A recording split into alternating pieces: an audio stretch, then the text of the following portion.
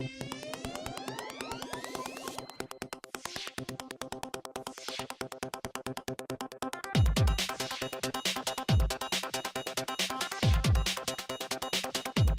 and thanks for joining us for the USGNN Monthly Newscast sponsored by US Glass Magazine. I'm Megan Headley. And I'm Holly Biller.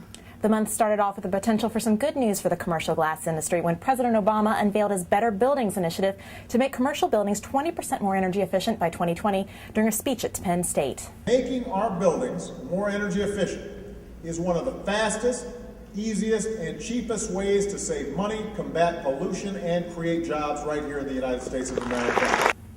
Among the incentives for making new and existing building stock more efficient, Obama proposed changing a tax deduction for commercial building upgrades to a credit and giving the program a $1 billion boost. A $100 million budget was proposed for a race to green for state and municipal governments that would streamline regulations and attract private investment for retrofits. The president also issued a Better Buildings Challenge to CEOs and university presidents to make their organizations leaders in saving energy. The Better Building Initiative also includes incentives for training commercial building technology workers and programs that would lead to more financing opportunities for commercial retrofits. By reaching this goal, we could save America's businesses nearly $40 billion a year in their utility bills.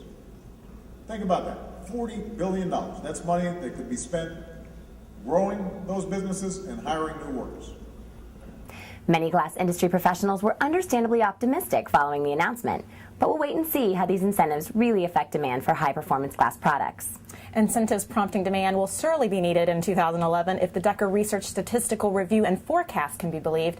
Attendees of the American Architectural Manufacturers Association annual meeting last week heard a preview of the forecast, which states that the commercial market will continue to fall in 2011, hopefully to recover later in the year or early 2012. Preliminary results from the report show spending fell 23% in 2010. The largest decrease occurred in the commercial market's manufacturing segment. Despite these forecasts, we're hearing lots of initiatives promoting demand for more, better windows. We'll have some more optimistic news from the AMA meeting following this commercial break. Race over to Indy this April for Glass Expo Midwest 2011. Industry leaders from the architectural glass industry will come together April 7th and 8th at the Indianapolis Marriott East. Participate in 2 days of educational seminars covering all aspects of architectural and general business practices. Returning this year is Fenestration Day, welcoming manufacturers and others in the door and window industry. Be a part of this event, designed with you and your business needs in mind. If you're a member of a co-sponsoring association or a subscriber to US Glass or DWM magazines, this educational opportunity is free to you if you pre-register before March 11th. Visit the website to learn more information and to pre-register. Questions? Call and let our staff assist you. Sign up early, and if you're a supplier who wishes to exhibit, call right away before the last booth is gone. Welcome back. And now let's welcome USGNN contributing editor Tara Tafra, who's fresh from her trip to Coronado, California, where she caught up with several AMA members to talk about promoting daylighting and energy-efficient windows. Tara? Thanks, Megan.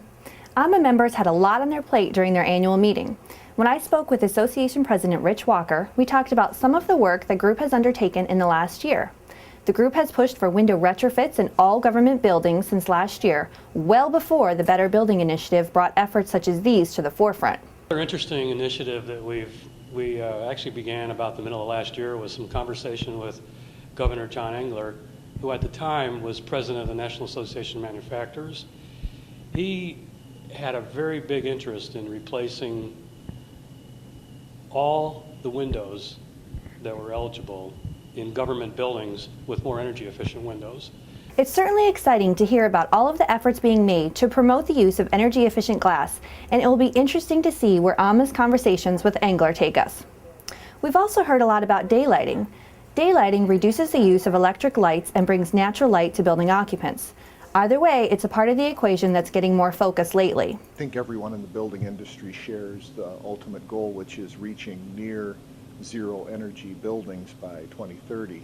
And in the particular case of new construction, you can't get there without natural daylight harvest. And I think that the code changes that are currently being proposed and implemented are a logical first step. Daylighting is nothing new in the building industry. It is new in codes. It's so new that codes really haven't even been adopted that include requirements for daylighting.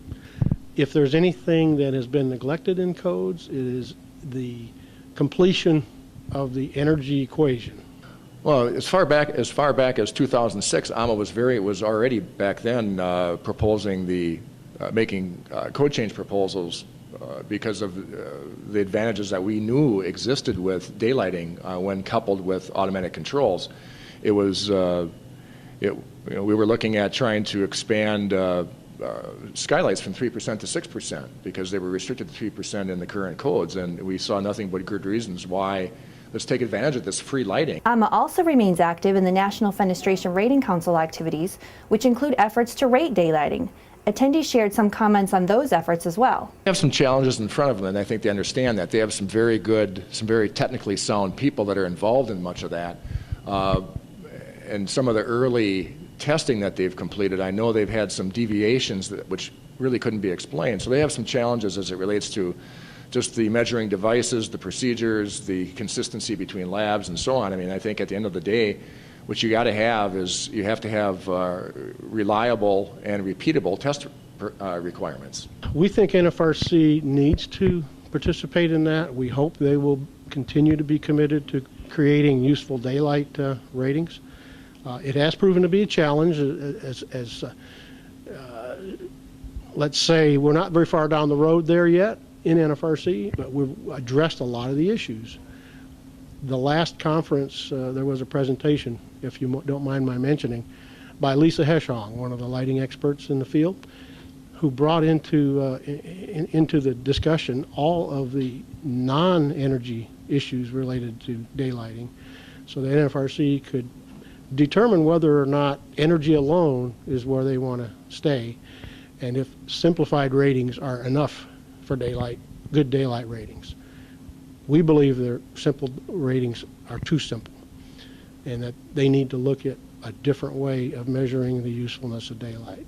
Megan and Holly, back to you. Thanks for that report, Tara. As a matter of fact, the NFRC will be holding its spring meeting March 28th through 30th alongside the Glass Association of North America's Glass Week and BEC Conference and the Insulating Glass Manufacturers Alliance's annual meeting. These can't-miss events are all taking place March 22nd through 29th at the Paris, Las Vegas. And because they are can't-miss events, U.S. Glass is giving away 10 free passes to the registration at BEC. Congratulations to Mick Farrell of Trustworks International in Anaheim, California, the first winner of our giveaway. Watch your USGNN.com newsletter for details on how you can enter. It's going to make for a very busy month, and we'll be there at the conferences covering it all. So be sure to look for updates on these stories and more on our next USGNN newscast in March, when we'll bring the news straight to your screen once again. Thanks for watching.